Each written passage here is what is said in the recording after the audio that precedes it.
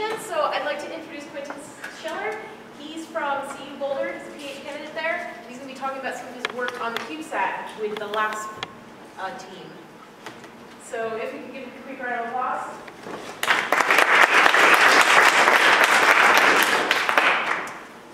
Hi, like she said, I'm just a graduate student at CU. My advisor on the project is Shinlin Lee. He's a scientist that works at LASP. If you're not familiar, LASP is kind of is a separate identity from CU, but they collaborate very closely. LASP does a lot of the hardware, and CU does a lot of the science. So I have a unique perspective from these sorts of missions because I'm a PhD student, so I'm studying science, but I also get to work with the hardware. We've also got credits. Obviously, not all of this work is mine. The majority of it is from other people, so I'd like to credit the rest of the CubeSat team as well.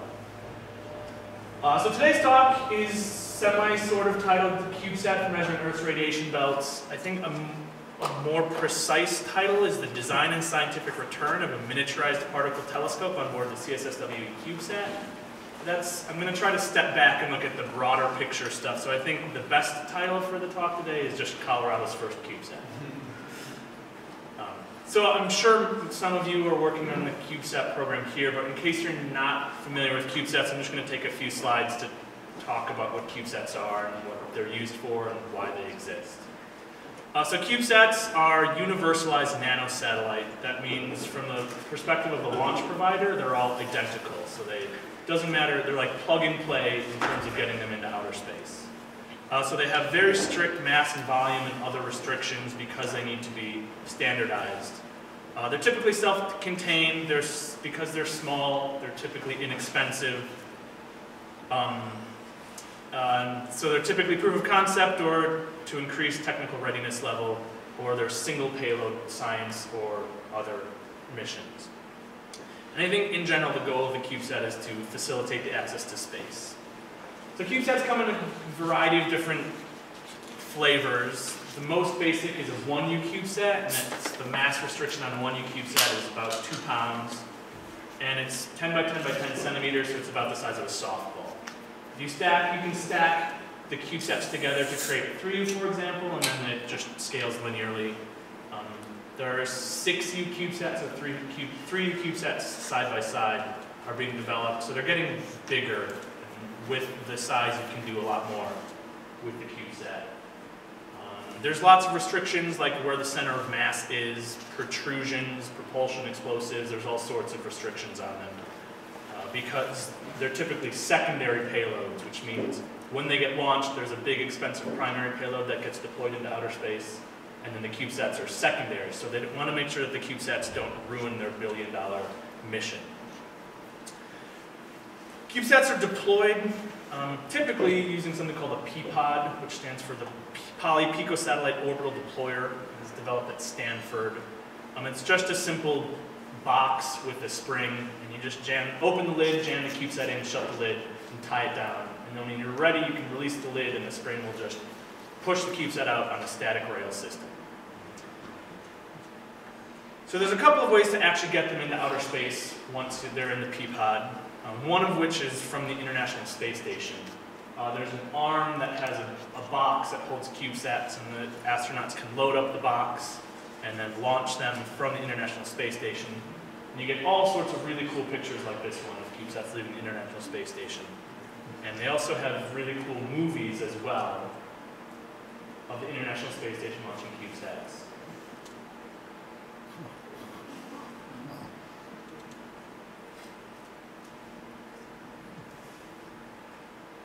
Another way to put them into outer space is on a rocket. This is called an ESPA ring. It's the fairing in between the first and second stages, and it's just basically space that's available in between the rocket engines. And you can put a bunch of different stuff like sensors or these deployment mechanisms. This is how CSSWE was launched, was on one of these ESPA rings. You don't get cool videos from here because there's a rocket that's exploding and stuff. So CubeSat by the numbers. So this is the last 13 years in the history of CubeSats. The different colors represent different purposes for the CubeSats. You can see they're typically used university developed, but there's also civil, commercial, and military uses for them. You can also see how they're exploding.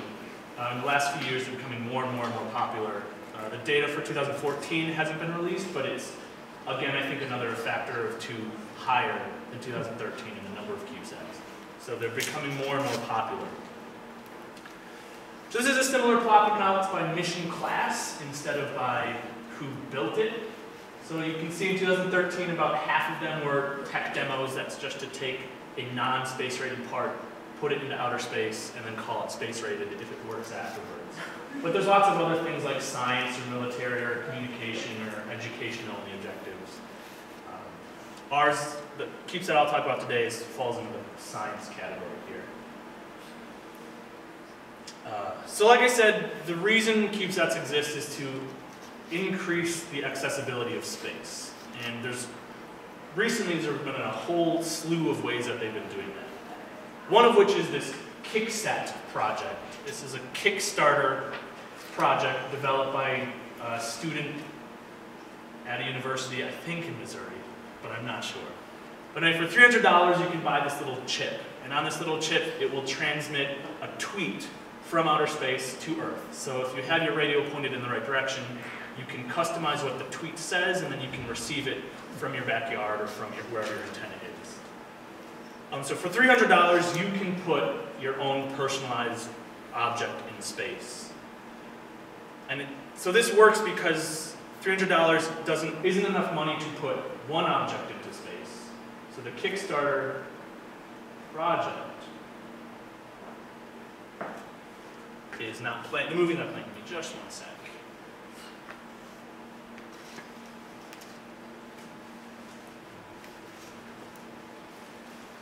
So the Kickstarter project actually launches a whole bunch of these different sprite chips. So there's something like a few hundred of these on here. So at $300 a piece, then you can start talking about the money that it takes to develop, build, launch, and operate a mission like this. And of course, if you're doing something, you have to make a really cool video of what it does. So that's what they do. So the same guy did an Arduino sat, which is similar, but instead of buying an individual chip, you're buying time on his CubeSat. So he's got a camera suite and a sensor suite. And for a few $100s, you can buy a day or a week in which you dictate what the sensors do, what the camera's taking pictures of. He doesn't have a cool video, unfortunately, for this one. Another really cool idea for CubeSats is constellation flying. So you're taking, since CubeSats are cheap and they're inexpensive and easy to build because they're small, you can put lots of them in orbit at the same time and they can work as a constellation. So Planet Labs is a company that's developing these CubeSats to do Earth imaging. So they built a constellation of CubeSats, and the goal is to take pictures of the Earth on minute resolution instead of day resolution like that's currently available. So they do have a cool video that hopefully plays. So the idea is it's an Earth imaging CubeSat.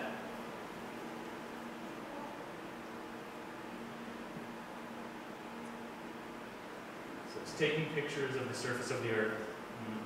When you're resolving the surface of the Earth on minute time scales, you can look at things like mudslides or the progression of forest fires, or if a plane crashes in the ocean, you can look for debris.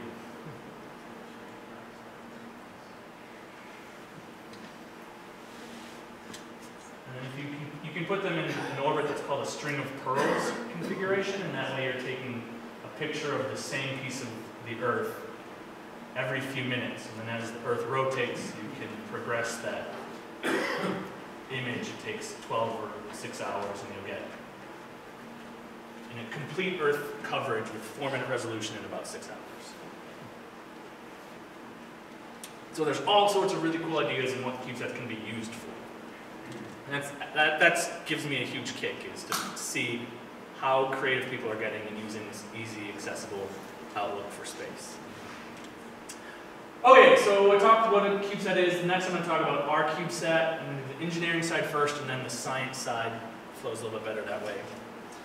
So our CubeSat is called the Colorado Student Space Weather Experiment, or CSSWE for short.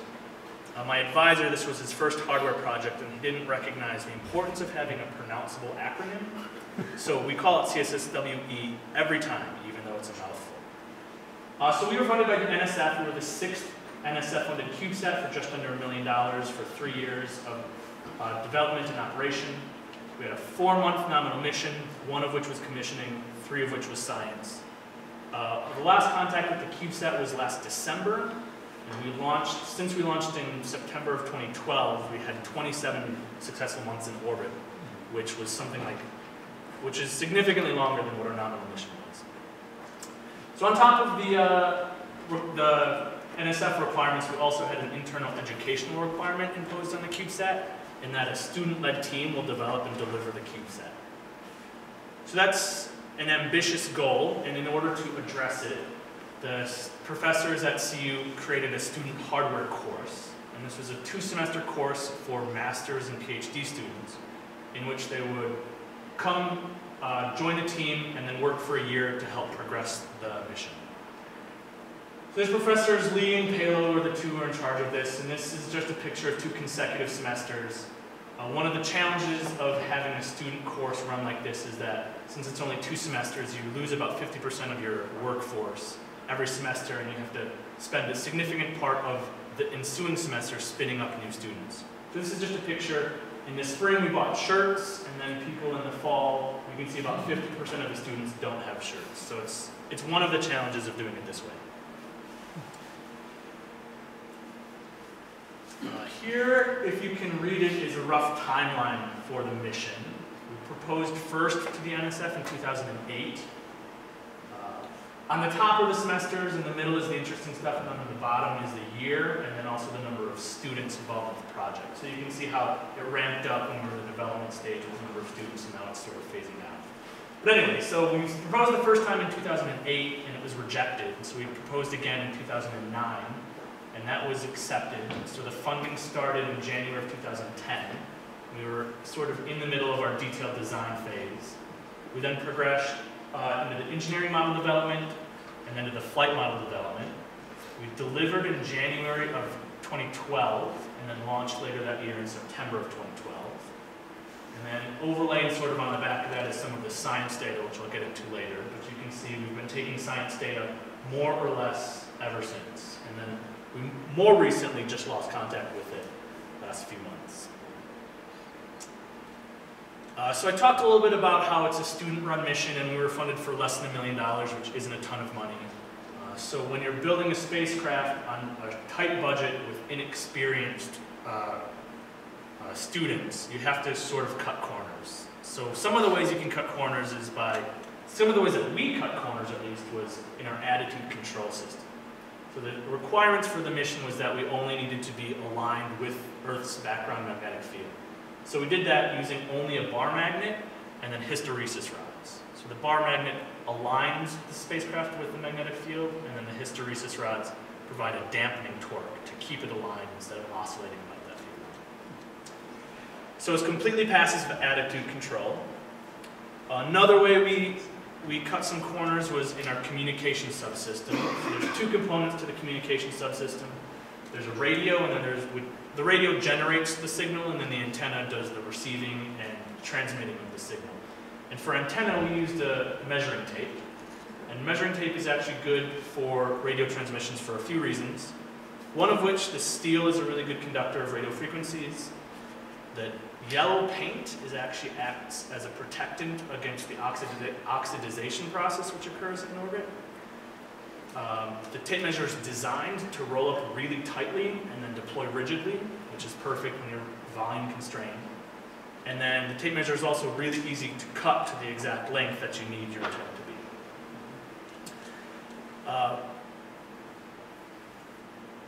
So when you're cutting corners like this, in order to make sure it works when you're in outer space, you have to test it. So this is a video of one of the deployment tests we did of our tape measure, which might not work either. Oh, it is working.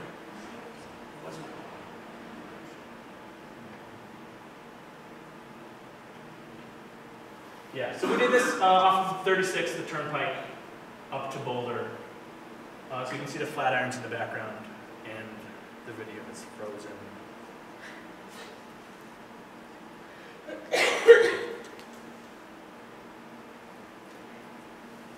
So this was just one of the many tests we did to ensure that our deployment mechanism worked, and that the tape measure deployed successfully.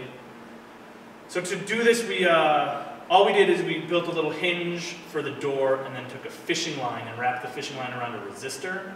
So that way when the whole thing was stowed up, you just ran a current through the resistor, it heated up, it burned the fishing line, and then the fishing line allowed the door to open. And the way that we designed it was such that the fishing line touched the resistor twice. So if I replay the video, you can see the door opens a fraction of it and then pauses for a second as the second part of the fishing line burns. So let's replay that again. You can take a look at that, it's kind of interesting. So there you see the door opens partially, and then it opens to full, deploys fully. That's kind of an interesting part of that test. So to talk with the CubeSat, we built our own ground station on the roof of LASP, which is on the CU East campus. It's designed to work both for our mission, but also for future CubeSat missions that CU develops. It has full sky coverage, it's a UHF cross-Yagi antenna. It looks like a field goal. You can see it from the road if you're ever at CU. So I spent basically an entire summer up on the roof, which was actually not a terrible way to spend my time. The science instrument on board, which I'll talk more in detail about later, is called REPTile. It's the Relativistic Electron and Proton Telescope Integrated Little Experiment. And it's a miniaturization of the REPT telescope, which is on the NASA's Van Allen probes mission, which again, I'll talk about more.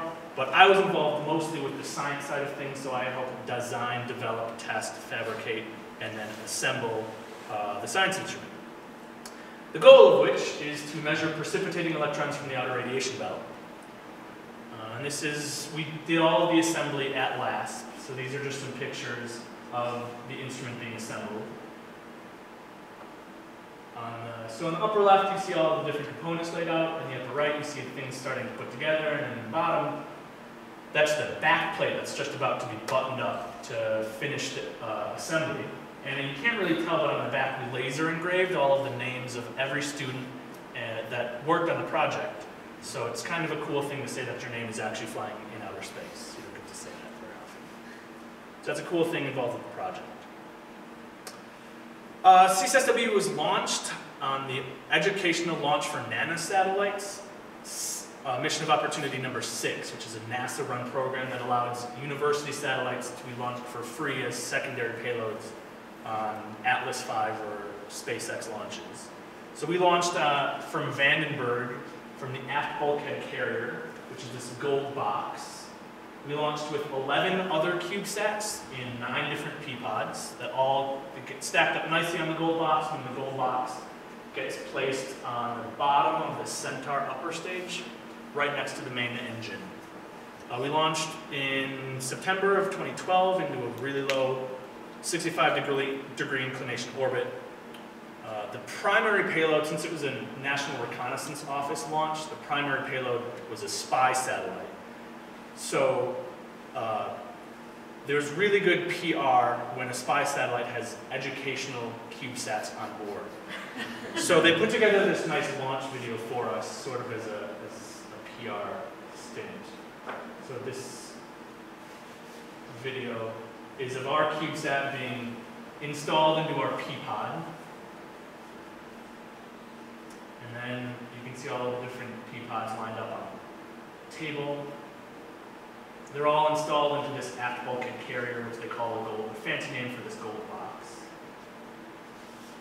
So then once all of the P-pods are installed, they take the gold box and put it up on the upper stage Centaur right there by the main engine. This here's the main engine. And there's the gold box going in. So then you truck that upper stage to the vertical assembly building, and it gets bolted on to the top. And then the assembly building is retracted, and the rocket is ready for launch.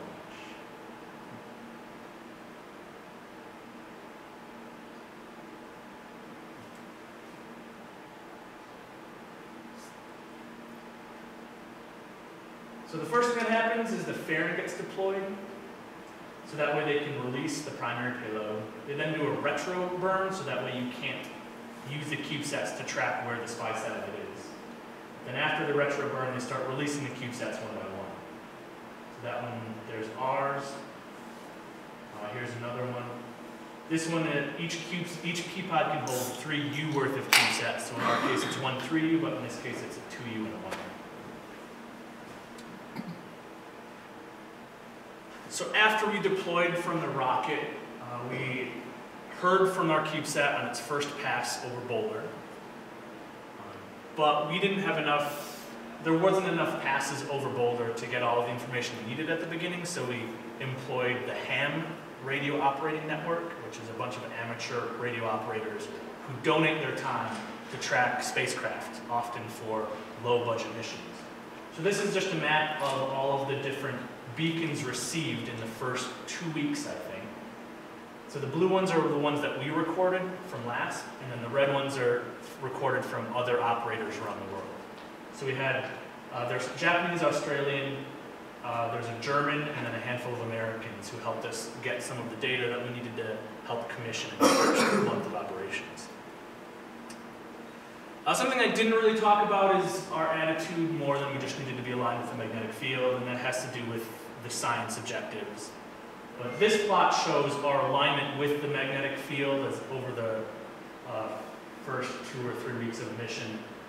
When you get ejected from the P-pod, you're tumbling, and then the passive attitude control system slowly orients the spacecraft to the background magnetic field. So you can see that's just a nice decay, and then our mission requirements were less than 15 degrees deviation from the background magnetic field, which is shown pretty nicely in this plot. So this is a plot of the total data received over the course of the mission. So on the far left is launch, and on the far right is today. The black line is the total that we've received, and then the green line is the science, which is the most interesting part of the data we received. So we've got almost 160 megabytes worth of data, which I think is an accomplishment, but after I talk with people, they're talking about gigabytes worth of data. So this maybe isn't as exciting as it sounds, but I think it's pretty exciting. We built it, and it's in outer space, and we're talking to it and getting data down. All right, so the next section is on the science side of things. So now I want to talk briefly about the science objectives for the CubeSat, and in general, more what space weather is, what the radiation belts are, and why our CubeSat is contributing to science done in this field. So Earth's radiation belts, there are actually 2 of them. There's an inner radiation belt that exists between like 1 and 1.5 Earth radii, and then an outer radiation belt, which is between 4 and 7 Earth radii at the equator. So the particles in the radiation belts are really, really high energy. They're mega electron volts, so MeV, which is considerably higher energy than their sources. So there's 2 sources for these particles. They either come from the sun in the form of solar wind, or they come from the Earth in the form of atmospheric upwelling. But in both of those processes, the energies of those particles are like 1 eV, or 10 eV. So 5 or 6 orders of magnitude lower energy than the particles in the radiation belts. So somewhere, from a science perspective, it's really interesting because somewhere in Earth's magnetic system, there's a natural particle accelerator accelerating particles 6 orders of magnitude higher in energy. So it's like the LHC at CERN, only except natural and in outer space.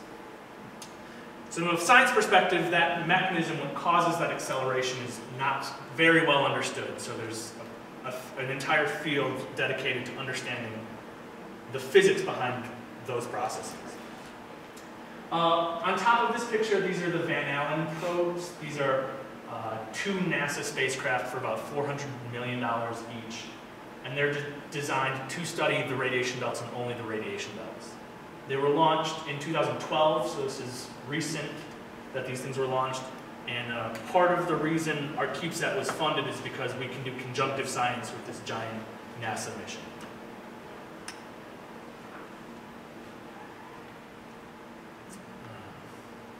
All right, So another thing that scientists don't understand about the radiation belts is not only what causes them, but how they fluctuate in time. So these are some plots to show you how that happens. I'm just going to briefly discuss this plot because I think it comes up a few more times. So on this top panel, on the x-axis we have time. So this is, you can't read it, but on the left is September of 2012, and on the right is the middle of October. So this is about a month worth of time. On the y-axis is radial distance. So these are the two Van Allen probe spacecraft. They're in a geotransfer orbit, so they're going from about 1 RE to about 6.6 RE. So at the top is geosynchronous orbit. So you can see here, you can see the inner radiation belt down at the bottom and then the outer radiation belt at the top. But the outer radiation belt during this period shows a lot of interesting dynamics. This plot on the bottom left is just a different way to visualize the same data. It's just in a different coordinate frame. This is actually a movie, so while I play it, notice how the outer radiation belt evolves over time. So there's 3 geomagnetic storms that occur. The one that just occurred creates this really interesting double outer belt feature, which is it was a highly publicized finding about 2 years ago. For the second geomagnetic storm, it completely wipes out the outer radiation belt. And then just a few days later, there's a third storm, and it repopulates the belts to levels higher than when the storm fronts began. So not only do scientists not understand what causes these acceleration mechanisms, but they also don't understand why these 3 similar geomagnetic storms have drastically different effects on the radiation levels. So that's part of what the Van Allen probe's mission and what our mission is supposed to help understand. So you might be asking, who cares? It's just things that happen in outer space. Maybe scientists are interested in it, but why? How does it affect everyday life? And the answer to that question is, these really high energy particles can actually have adverse effects on spacecraft. If you have high energy electrons, you can cause surface charging, which can fry components. If you have high energy protons, you can get penetration into your silicon substrate. It can cause bit flips in your electronics. So there's countless recordings of how these particles cause anomalies on spacecraft. And what's typically done is that you assume that one of your computer systems is going to fail, so you have redundant computer systems. You usually do a voting system of three different systems. So you mitigate the effects of the radiation belts by adding a whole bunch more complexity to your satellite. So this is a plot of all of the different geosynchronous satellites as of March 2010, which is the most recent we could find. And this is a plot of the outer radiation belt and where it exists in relative to these geosynchronous satellites. So the radiation belts can be harmful to all of these. You use these every day. They're used for communications, for direct TV. If you want to watch Seinfeld, it comes from one of these. So the industry spends millions upon millions of dollars either mitigating the effects of the radiation belts or repairing their spacecraft from the effects of the radiation belts. So there is a need to accurately predict the response of the radiation belts to solar wind conditions and geomagnetic storms. But the measured particle count is really a balance between source loss and transport mechanisms. If you think about the radiation belts as a bathtub, the source processes would be like the faucet, the loss processes would be like the drain, and the transport processes would be like how quickly can the water flow from one end of the bathtub to the other. So none of these contributions are individually quantified. When you take one measurement, it's impossible to say what the different contributions for each mechanism are. So what our CubeSat is designed to do is to help quantify the loss mechanism. And I'll explain how that works. So here's a very simple cartoon of the radiation belts again. You can see the Van Allen probes in their geotransfer orbit. The electrons, based on their physical properties, tend to bounce from pole to pole and then traverse around geosynchronous distances only at the equator, where the geosynchronous satellites are. But the problem with the Van Allen probes, though they can be measured at the equator, but the Van Allen probes from the equator can't really resolve what's called the loss cone. And the loss cone are the particles, as they're mirroring from pole to pole. If they mirror inside Earth's atmosphere, then they collide with neutrals and are lost from the system. That's a loss process. The Van Allen probes can't resolve particles that are mirroring inside Earth's atmosphere and particles that are mirroring just outside Earth's atmosphere.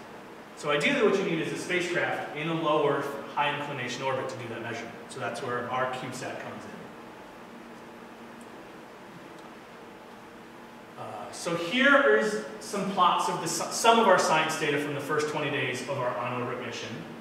The top panels are energetic electrons, and then the bottom panels are energetic protons. You can't really see, but underneath this is a map of the world. We have a 65-degree inclination, so we can't measure at inclinations or latitudes above 65 degrees. On the left-hand side is the lower energy channels, and on the right-hand side is the higher energy channels. And this is, what I want to show about this plot is that our small CubeSat is taking measurements that have a low noise floor, that have a high dynamic range, that they can resolve a few orders of magnitude in particle fluxes, and it has good global coverage. Also from these measurements, this is the same plot here at the bottom and with the cartoon at the top. You can see the different features from the inner and outer radiation belts on this plot. The ribbons at higher latitude are the outer radiation belts. And then you can just barely see the inner radiation belt at a little bit lower latitudes. And then this feature here is called the South Atlantic anomaly. It's caused by the tilted offset nature of Earth's dipole. So there's a lower magnetic field strength there, so particles that wouldn't necessarily mirror close to Earth everywhere else are measuring close to Earth, but just in that region.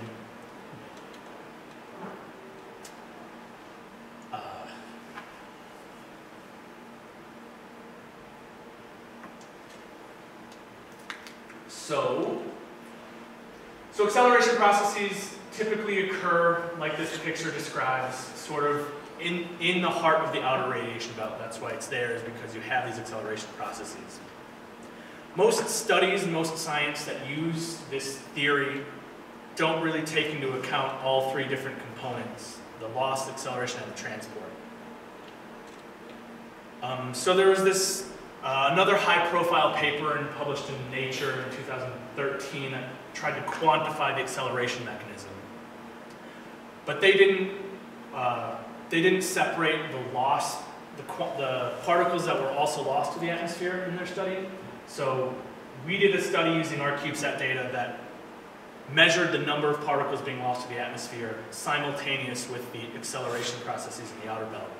And we found that the acceleration processes in the outer belt are actually like 10 or 20% larger for this one particular storm because of the loss processes that were simultaneously occurring. On a separate study that used balloons that were launched from South Antarctica. So we have a three-way conjunction now with the CubeSat, with the Van Allen probes, and with these balloons, which are designed to measure the same particle populations as the other two. Balloon array is called BARREL. You can look it up. It stands for Balloon Array for Relativistic Electron Losses. It measures the same thing that our CubeSat does. So we can use conjunctions not only between the Van Allen probe, but also with these balloons. And with just the CubeSat or with just the balloons, it's hard to separate the spatial and the temporal features with these lost electrons that are precipitating into the atmosphere. But with using both, you can quantify, you can use one to help constrain the spatial components and one to help constrain the temporal components. This was another study that was done that combined CubeSat precipitation events seen in the northern hemisphere and that were mapped to conjugate foot points in the southern hemisphere, and then the barrel balloons saw similar features in the southern hemisphere. So we were able to quantify the exact number of electrons, or estimate the exact number of electrons that were lost in a particular event. And in this particular event, it was something like 10%, the same order of magnitude as the other ones. So we're helping show that these loss processes can contribute 10 to 20% from the total outer belt population. So I'm going to start wrapping up, and the first slide I'm going to start wrapping up with is our full Electron mission data. So this is the same radial distance versus time plot with the number of electrons coming out at you. And on the left we've got October of 2012, and on the right we have September of 2014, so it's about 2 years worth of data. And these are all of the data coverage we have for all 3 of our Electron channels. And then on the bottom, you've got the nominal mission and then the extended mission. And the last data we took was over 5 times our expected mission lifetime. So we're very proud to say that we developed hardware of that quality. The next thing I want to show is a publication list of all of the different papers, scientific and engineering papers that come out of the project. And you don't have to read all of this, but we have 15 peer-reviewed journal publications for both science and engineering. And the point of this slide is twofold. One, it answers the question that often comes up is, can students build publication quality hardware? And the answer is yes. And 2, can CubeSats do publication quality science? And I think the answer to that is also yes. So in conclusion, it's critical to understand space weather in order to protect space-based assets. Vital in-situ measurements, such as atmospheric particle loss, can be made from a low Earth orbit. As access to space becomes easier, small and inexpensive spacecraft such as CubeSats are at the vanguard and are the perfect platform to make these observations. And then finally, our CubeSat, the Colorado Student Space Weather Experiment, which was designed, built, and operated all by students at CU, has made valuable scientific contributions to the field. So that's all that I have. If you guys have any questions. Yeah? So, excluding all the people who helped via the ham network, what was your guys' communication window / data size that you were doing? So we did that analysis, and I think we were expecting 13 minutes total per day. And that we got between 4 and 6 passes, and each pass lasted something between 2 and 8 minutes, for a total of 13